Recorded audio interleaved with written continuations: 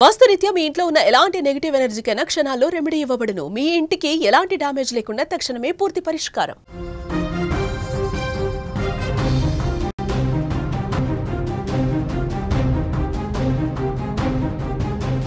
ఏలూరు జిల్లా జంగారెడ్డిగూడెంలో విషాదం నెలకొంది.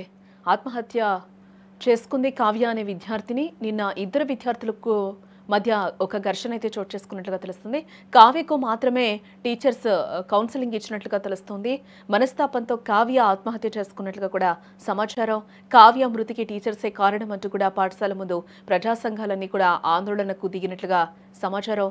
ఏలూరు జిల్లా జంగారెడ్డిగూడెం మండలం జంగారెడ్డిగూడెం అంబేద్కర్ గురుకుల పాఠశాలలో 10వ తరగతి చదువుతున్న విద్యార్థిని కావ్య ఆత్మహత్య చేసుకోవడం ఇప్పుడు స్థానికంగా ఉద్రిక్తతకు దారితీసింది.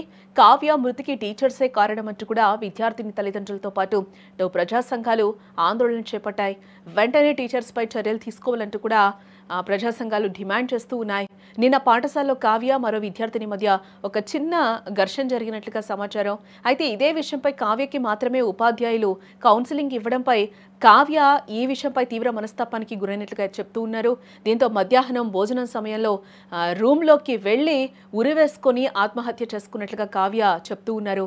అయితే విషయం తెలుసుకున్న తల్లిదండ్రులు అటు ప్రజా సంఘాలు కూడా పెద్ద ఎత్తున పాఠశాల వద్దకు చేరుకున్నాయి. అలాగే కావ్య మృతికి పాఠశాల అధ్యాపక బృందమే కారణమంటూ కూడా వారిపై చర్యలు తీసుకోవాలంటూ డిమాండ్ చేస్తూ ఉన్నారు. అక్కడే ధర్నాకి కూడా వాళ్ళు దిగిన సిచ్యువేషన్ కూడా అక్కడ కనిపిస్తుంది. మనం విజువల్లో కూడా క్లియర్గా చూడొచ్చు.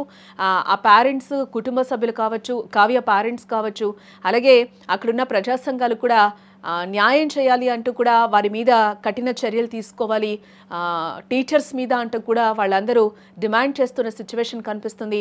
ఇద్దరి మధ్య గొడవ జరిగితే కావ్యకు ఒక్కటే కౌన్సిలింగ్ ఇవ్వడం ఏంటి, మిగతా స్టూడెంట్కి కూడా ఇవ్వాలి కదా. ఒక అమ్మాయికి ఇవ్వడం వల్ల ఈరోజు మనస్తాపానికి గురయ్యే అమ్మాయి చనిపోయిన సిచ్యువేషన్ నెలకొన్న నేపథ్యంలో వీరందరూ కూడా అక్కడ ఒకంత ఆందోళనకి దిగినట్లుగా కూడా మనకు అక్కడ తెలుస్తూ ఉంది. దీంతో గురుకుల పాఠశాల వద్ద కూడా కొద్దిసేపు ఉద్రిక్తత వాతావరణం నెలకొన్న సిచ్యువేషన్ కనిపిస్తోంది. హాస్పిటల్లోని కావ్యాన్ని తీసుకొచ్చి ఇక్కడ పడేసి వెళ్ళిపోయాడు. చూస్తే వికటజీవిలాగా అక్కడ బ్లడ్ పడిపోయి ఉంది. అక్కడ పిల్లల్ని చూసి తర్వాత హాస్టల్కి వెళ్ళాం. హాస్టల్కి వెళ్ళిన తర్వాత అక్కడ ప్రిన్సిపల్ కానీ, నాకున్న స్టాఫ్ కానీ, పోలీసులు అందరూ కూడా ఆ మరణానికి సంబంధించినటువంటి సాక్ష్యాలను తారుమారు చేసే ప్రయత్నాలు ఉన్నారు. వాళ్ళు చేసుకున్నారు. అక్కడికి వచ్చిన తర్వాత మేము చూసిన తర్వాత పిల్లలకి 14 సంవత్సరాలు, 5వ తరగతి నుంచి చదువుతూ ఉంది పాప. ఇప్పటికి ఎలాంటి ఇబ్బంది లేదు. కానీ వాళ్ళ ఫ్యామిలీ గొడవల వల్ల పిల్ల చనిపోయిందని ఒక తప్పుడుగా క్రియేట్ చేసి ప్రయత్నం చేసి వస్తున్నారు. నిన్న కనపడలేదు ఆవిడ లెటర్ రాసుకుందని, ఇవాళ లెటర్ ఉందని చెప్పి పెట్లో ఉంది. ఆవిడ ఆత్మహత్య చేసుకున్నదని సిఐ గారు చూపిస్తున్నారు వీడియో. అది ప్రిన్సిపల్ గారి రూమ్ పక్కనే అక్కడ చనిపోయింది. ప్రిన్సిపల్ గారి రూమ్ పక్కనే చూపించొద్దని చెప్పి వాళ్ళు అరెస్ట్మెంట్ చేశారండి. వాళ్ళని ఆ అమ్మాయిని మానసికంగా బాధ పెట్టారు. అందువల్ల రావాలి పిల్ల అలా చేసుకోదు. కానీ ఆ పిల్ల ఇప్పుడు అలా చేసుకుందని మాకు ఇంత కూడా ఇంటిమేషన్ ఎవరు ఇవ్వలేదు.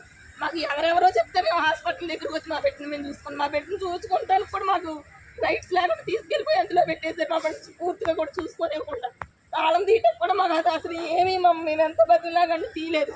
అధికారులు వస్తేనే పంపించారు కానీ సొంత వాళ్ళమైన మమ్మల్ని కూడా పంపలేదు. వాళ్ళ అమ్మకి 2 కిడ్నీలు పోయినాయి సార్. ఆ పిల్ల అసలు అలా చేసుకోదు. ఏదో మనస్తాపం చెందింది. వాళ్ళ అమ్మకి హెల్ప్ చేసేది ఆ పిల్లే. ఇంటికి వస్తే కూర్చోబెట్టి పెంచింది వాళ్ళ అమ్మని అన్ని చేసి పెట్టి.